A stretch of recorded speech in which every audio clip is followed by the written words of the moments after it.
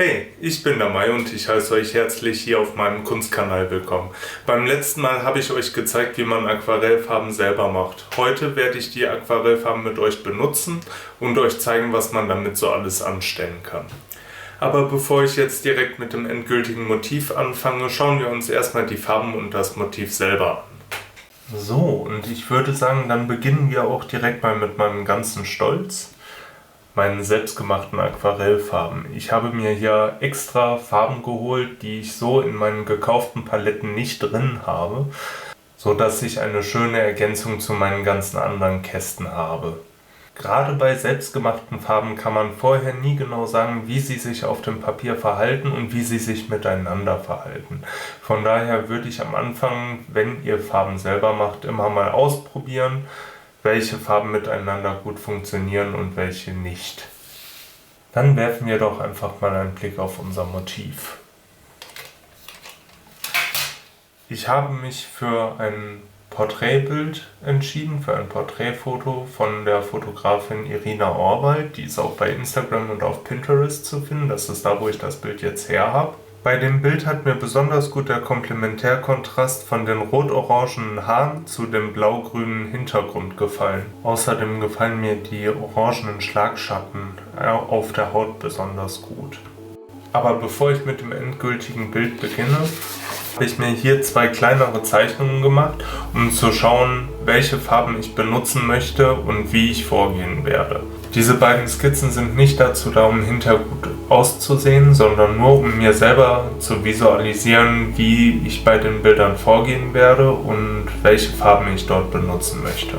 Ich arbeite an beiden Bildern parallel, damit beide Bilder abwechselnd trocknen können, und ich gehe bei beiden Bildern ein wenig unterschiedlich vor, um zu schauen, auf welche Weise ich besser vorgehen kann. Auch wenn beide Seiten alles andere als perfekt sind, konnte ich einige Schlüsse aus ihnen ziehen, was ich beim endgültigen Bild anders machen möchte. Beispielsweise möchte ich auf dem endgültigen Bild gerade ums Kinn und um die Augen herum stärker in die Kontraste reingehen, und ich möchte im Gesicht mehr mit Blau und Lila schattieren, was diese rote Seite hier ein bisschen ausgleichen sollte. An den Haaren werde ich versuchen, eher wie auf der linken Seite vorzugehen und auch hier am Nacken tiefer in die Kontraste zu gehen, um das Ganze ein bisschen dunkler zu halten. Und das T-Shirt werde ich mehr so halten wie hier auf der rechten Seite, so dass ich vielleicht noch mit ein, zwei Layern das T-Shirt noch ein bisschen dunkler ziehe. Aber genug herum experimentiert. Ich würde sagen, wir gehen jetzt an das endgültige Bild.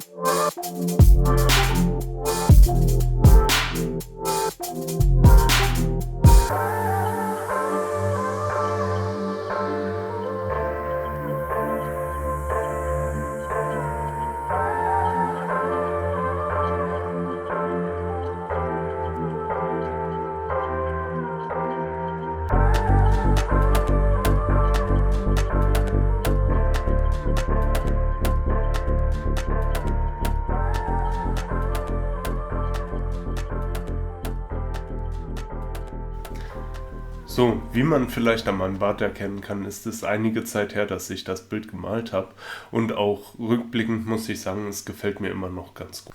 Es hätte um einiges realistischer sein können, aber schließlich mache ich das hier, um mich selber weiterzuentwickeln, und ich finde, ich habe einige Fortschritte gemacht. Alles in allem muss ich sagen, das Bild gefällt mir gut dafür, dass es mein erstes Aquarellporträt war. Am besten gefällt mir der Kontrast von den Haaren zum Hintergrund, auch wenn ich sagen muss, dass der Hintergrund an sich mir nicht so gut gefällt. Allerdings bin ich sehr zufrieden, wie meine Farben funktioniert haben und wie sie sich haben anwenden lassen. Es ist immer spannend zu sehen, wie unterschiedlich sich selbstgemachte Farben verhalten können, gerade wenn man diese miteinander mischt. Auf jeden Fall hat es Spaß gemacht, mit Ihnen zu arbeiten und ich denke, das ist die Hauptsache. Wenn ihr mehr von diesen Videos sehen wollt, lasst mir gerne einen Like da und drückt den Abo-Button und schreibt in die Kommentare, wenn ihr Ideen oder Wünsche habt, was ich in zukünftigen Videos mal machen soll. Und damit euch in der Zwischenzeit nicht langweilig wird, kommt ihr hier links und rechts zu meinen ersten beiden Videos.